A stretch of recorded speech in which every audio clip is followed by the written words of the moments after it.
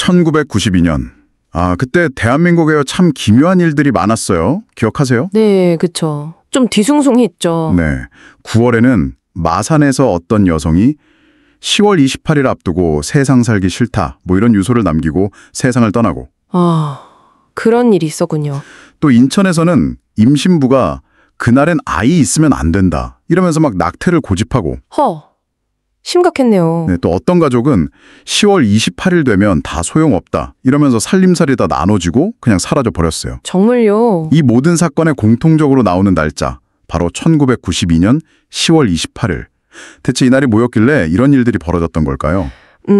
그게 바로 사회적으로 큰 파장을 일으켰던 휴거 소동의 중심 날짜였죠. 맞습니다. 그래서 오늘은 당시에 생생한 영상 기록 같은 자료들을 보면서 이 휴거 소동이 대체 뭐였는지 그 전말을 당신과 함께 좀 자세히 들여다보려고 합니다. 네, 좋습니다. 왜 이렇게 많은 사람들이 모든 걸 버리면서까지 그날을 기다렸는지 그 배경과 결과를 한번 깊이 파헤쳐보죠. 우선 사건의 핵심은 역시 휴거라는 믿음인데요.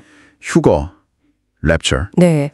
예수가 재림할 때 선택받은 신자들만 공중으로 이렇게 들려 올라간다, 이런 개념이죠. 그 중심에 다미선 교회 그리고 이장림 목사가 있었고요. 그렇죠. 이장림 목사. 그 목사가 쓴 책 있잖아요. 다가올 미래를 대비하라. 이게 당시 완전 베스트셀러였죠. 네, 엄청났습니다. 그 책이 아주 구체적인 종말 시나리오를 제시해서 파장이 컸어요. 얼마나 구체적이었길래요? 그러니까 1992년 10월 28일 자정, 한국 시간 기준이에요. 이때 전 세계에서 10억 명이 동시에 휴거된다. 하늘로 올라간다. 10억 명이요? 동시에? 네. 그리고 남겨진 사람들은 그 뒤로 7년간 대환란이라는 걸 겪는다는 거예요. 대환란. 이름만 들어도 무서운데요. 내용도 그래요. 3차 대전 터지고 적그리스도가 나타나서 통치하고 온갖 재앙의 학살에 고통받아 죽는다는 거죠. 와. 심지어 휴거될 때 묘사도 되게 구체적이었어요. 입고 있던 옷이나 소지품 같은 건 땅에 그대로 남고 몸만 싹 사라진다고. 몸만. 야. 근데 왜 하필 1992년이었을까요? 그것도 딱 10월 28일 자정.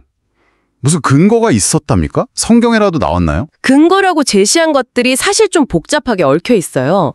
노스트라다무스가 1999년에 종말을 예언했다, 이런 주장 있잖아요. 네, 들어본 것 같아요. 거기서 이제 대환란 기간이라는 7년을 거꾸로 빼서 1992년을 딱 찍고. 7년을 빼서. 네. 그리고 여기에 또 특정 성경 구절을 자기들 방식으로 해석하고 이스라엘 시간, 뉴욕 시간 이런 걸 막 조합해서 10월 28일 자정, 한국 시간 이걸 딱 계산해낸 거예요. 계산을 했군요. 사실상 여러 예언이나 숫자들을 좀 자의적으로 꿰맞춘 거에 가깝죠. 들어보니 정말 그런데 그럼에도 불구하고 정말 수많은 사람들이 이걸 믿었단 말이에요.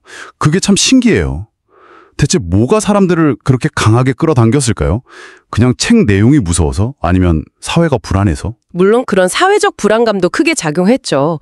특히 1991년에 걸프전이 터졌잖아요. 맞아요. TV로 막 생중계되고 그랬죠. 네. 그 전전장령이 너무 충격적이다 보니까 종말론적인 불안감이 확 커진 거예요. 종말 관련 책들이 막 팔리고 사재기 현상도 나타나고 그랬으니까요. 시대적인 분위기가 있었군요. 근데 거기에 더해서 이 개인적인 체험, 이게 아주 중요하게 작용한 것 같아요. 개인적인 체험이요? 네. 많은 신도들이 꿈에서 하나님의 계시를 받았다고 간증을 했거든요. 예를 들면 꿈에 1992년 10월 28일 이렇게 쓰인 플래카드를 봤다. 이런 식이죠. 꿈에서 직접 날짜를 봤다. 네. 그러니까 믿음이 더 강해지는 거죠. 오히려 그런 꿈을 못 꾼 사람들은 나만 휴거 못하는 거 아니야? 하면서 불안해했다고 해요. 와, 그 믿음 때문에 정말 사람들이 모든 걸 버렸잖아요. 직장 그만두고 학교 자퇴하고 전 재산 교회에 바치고 심지어 낙태까지 했다는 건 진짜 충격적이에요. 맞습니다. 그렇게 극단적인 행동까지 하게 만든 거죠. 다미선 교회가 그래서 설립된 지 불과 4년 만에 국내외 지부가 130개가 넘고 관련 교회까지 합치면 250여 개, 신도 수는 거의 10만 명으로 추산될 정도였다니 그 확산 속도가 정말 무서울 정도였네요. 네, 그래서 처음에는 당국도 이걸 어떻게 다뤄야 할지 좀 어려워했어요. 종교의 자유 문제도 있고 또 헌금이나 이런 게 겉으로는 다 자발적인 거니까요. 수사가 쉽지 않았겠네요. 그렇죠. 그런데 수사가 급물살을 타게 된 결정적인 계기가 있었습니다. 뭐였나요? 어떤 아버지가 애타게 탄원사를 낸 거예요.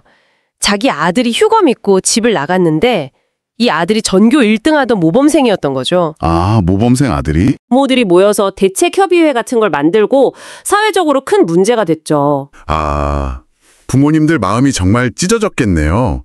그래서 결국 휴거 예정일 한 달 정도 남겨두고 이장님 목사가 구속된 거군요. 네, 9월 22일이었죠. 혐의는 사기, 헌금 34억 원 정도를 개인 계좌로 빼돌려서 썼다는 혐의였어요. 34억. 근데 그때 결정적인 증거가 나왔다면서요. 그 채권 이야기. 아, 맞아요. 그게 결정적이었죠. 이장님 목사 집에서 채권이 발견됐는데 만기일이 휴거 예정일 한참 뒤인 1993년 5월이었던 거예요. 1993년 5월. 휴거된다는 날보다 훨씬 뒤네요. 그렇죠. 그러니까 본인 스스로도 10월 28일 휴거를 믿지 않았다는 아주 강력한 물증이 된 거죠. 야, 이건 뭐 빼도 박도 못하는 증거인데요. 그런데 여기서 또 이장님 목사의 주장이 재밌어요.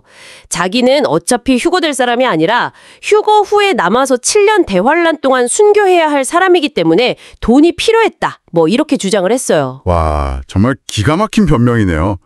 근데 더 놀라운 건 신도들 반응 아니었나요?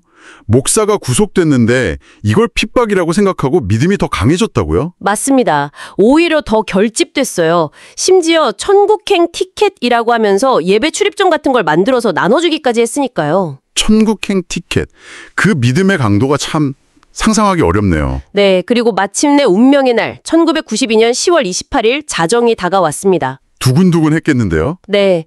수천 명 신도들이 교회나 각자 정한 장소에 모이고 국내외 언론들도 엄청 몰려와서 생중계까지 하고 정말 떠들썩했죠. 전 세계적인 관심사였군요. 그렇죠. 그런데 예상하셨겠지만 자정이 지나도 아무 일도 일어나지 않았습니다. 그렇죠. 현장은 그냥 순식간에 침묵이랑 허탈감에 빠졌다고 해요. 정말 조용해졌다고. 아, 그 자리에 있던 사람들은 정말 정작 이 모든 소동의 장본인인 이장님 목사는 그 시각 교도소에서 아주 평온하게 잠들어 있었다고 하고요. 참 허무하네요, 정말. 그 이후에 이장님 목사는 어떻게 됐어요? 결국 사기죄로 징역 1년 선고받고 출소했습니다. 그 뒤로는 이름 바꾸고 목회 활동을 계속했다는 말도 있는데 지금 정확히 어떻게 지냈는지는 잘 알려지지 않았어요. 그렇군요. 좀 안타까운 건 그때 이장님 목사를 따랐던 일부 추종자들이 나중에 또 다른 종말론 단체를 만들어서 사회적으로 물의를 일으키기도 했다는 점이죠. 아, 또 그런 일이. 네. 오늘 저희가 이렇게 1992년 한국 사회를 정말 크게 뒤흔들었던 휴거 소동의 시작부터 그 허무한 결말까지 쭉 한번 살펴봤는데요. 네. 특정 날짜를 딱 찍어서 말하는 종말론이 그 시대의 불안감이나 개인의 어떤 깊은 믿음과 만났을 때 얼마나 큰 파장을 일으킬 수 있는지 아주 생생하게 보여준 사건이었던 것 같습니다. 맞아요. 그런데 이 이야기가 그냥 30년 전 과거의 해프닝으로만 끝날 건 아닌 것 같아요. 그렇죠. 이 이야기가 지금 우리에게 던지는 질문이 있는 것 같습니다. 어떤 걸까요? 앞으로도 사회가 좀 불안하거나 혼란스러울 때 언제든 이와 비슷한 혹은 더 교묘한 형태의 극단적인 예언이나 주장이 또 등장할 수 있잖아요. 충분히 가능성 있죠. 그렇다면 당신은 그런 주장을 딱 마주했을 때 무엇을 기준으로 삼아서 어떻게 판단하고 또 어떻게 행동해야 할까요? 그러게요. 한 번쯤 진지하게 고민해 볼 필요가 있겠네요. 네, 그 질문에 대해 한번 생각해 보시는 것도 오늘 이야기의 의미 있는 마무리가 될 것 같습니다.